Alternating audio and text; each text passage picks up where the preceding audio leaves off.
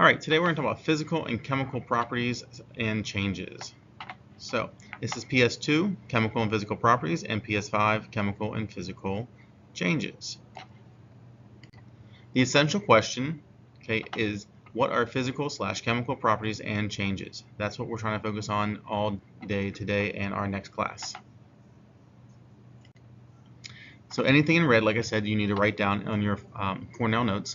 And a characteristic of a substance that can be observed without changing its identity of a substance is what we call physical properties. So all the senses usually you can use to observe physical properties, like the way something smells, the way something feels, the way something looks, the shape. Those are all physical properties. So mass and volume are two physical properties. Changing the mass or the volume of a substance does not change the identity. So if I cut it in half, if I take a piece of wood and I cut it in half, it's still wood.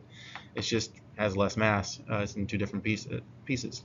I could take a piece of paper, rip it in half. I change the volume, right? But it's still paper. The state of matter is also a physical property. Okay? So state of matter is in the form in which a substance exists. It could be a solid, a liquid, or a gas. You've been learning these since 3rd grade, so most of you guys are pretty familiar with these. Some more physical properties might be the electrical conductivity, so how well it can actually conduct electricity.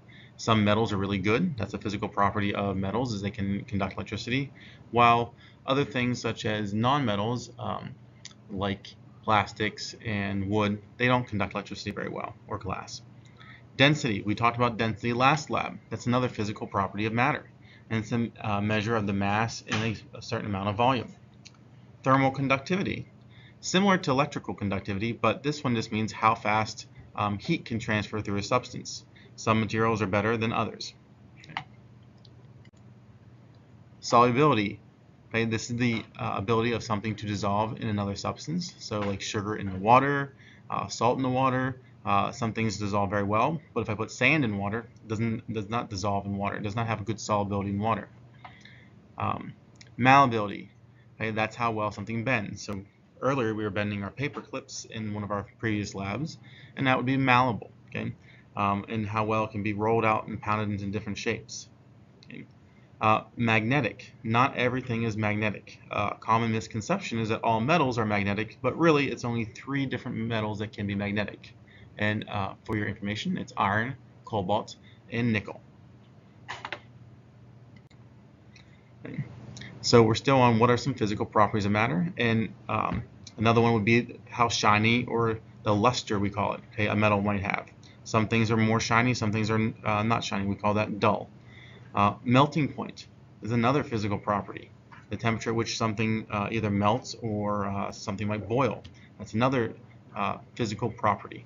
So these are all the physical properties of matter. Okay.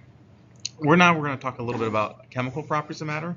So look in the section for chemical, or what are chemical properties of matter. And chemical properties describe the ability of a substance to change into new substances with different properties. So going from something original to a totally different stuff or substance would be a chemical change, and there's certain chemical properties we can talk about. So these are some common ones right here. So reactivity, flammability, those are pretty common chemical properties.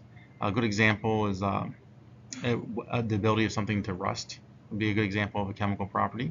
Not everything can rust. So we can identify a substance based off of their chemical property as well. So paper is flammable. That's the flammability. That's a chemical property of paper. Reactivity. So some substances will react with other substances. A good example here is vinegar and baking soda. So everybody's seen the vinegar and baking soda before, and vinegar and baking soda has a reactivity property.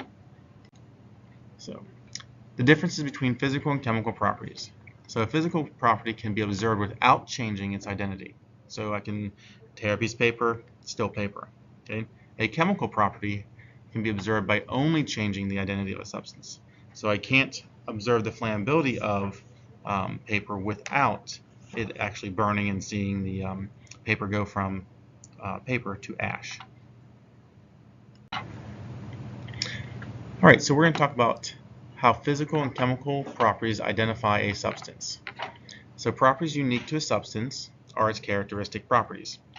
And we can identify a substance based off its physical properties, such as density, or its chemical properties, such as flammability, how flammable it might be. Characteristics of properties stay the same no matter or regardless of the amount of that sample. What are physical changes of matter? So physical change is a change that affects one or more physical properties of a substance. So that could be the appearance, the shape, the size, maybe somehow altered during the physical change. Physical changes do not change the chemical identity of a substance. They don't change what the substance is. And so if you split one of those cubes in half that we calculate density for, it's still the same cube. It's still a brass cube. However, it's just a physical change. It's now 2 brass cubes, and they're smaller. So what are chemical changes? Now chemical changes, it's a process by which one or more substance will change into something totally new, an entirely new substance with different properties. And that's key right there, with different properties, new substances. That is a chemical change. So chemical change is not the same as chemical properties. So burning is a chemical change. The ability of something to actually be flammable, or ability of it to burn, would be a chemical property. What are chemical changes of matter? Well, it can take place when particles in chemical bonds basically break apart and they rearrange themselves, and it's usually often are influenced by temperature. So higher temperatures, particles have more kinetic energy and can rearrange more easily. And we're going to get more into reactions in the next couple of months and how that actually occurs. So how can you tell chemical changes occurred? This is really important right here, because on your next class, you're going to be observing chemical and physical changes, and these are going to be signs that a chemical change has occurred. So observing 2 or more of these signs during chemical change means that you are likely observing a chemical change. So how can you tell a chemical change? One, some chemicals can produce odors. Okay, so when you put 2 things together or 2 substances together, you get a different odor.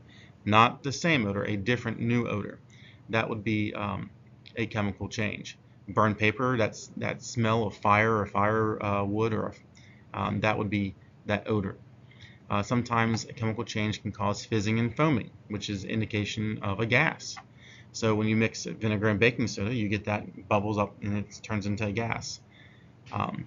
It's important to note that some physical changes, like boiling, though, yeah, you see gas bubbles, but that's not a chemical change. That's just the water going from a liquid to a gas. Okay, so boiling is not a chemical change. And the only way to know if a chemical change is taking place is to see if there's a new substance. Okay. Some more would be when you mix 2 liquids together. So in this picture right here, we have 2 liquids. Okay? You can see one's clear, one's kind of yellow, but when I mix them together, they form something called precipitate. It changes from 2 liquids to a solid. If you've made GAC or silly putty with Elmer's glue and borax water, that would be a precipitate. Chemical change can also cause energy to change from one form to another, such as heat and light energy. So the glow stick, when you break it open, you shake it together, and then it suddenly goes from that liquid to a bright glowing light. And another one could be a change in color or temperature. Okay, those are often indicators of chemical changes. Okay. So what you're going to do now is make sure you write your summary at the end, and we're going to complete that physical and chemical change worksheet that's on the back of your notes.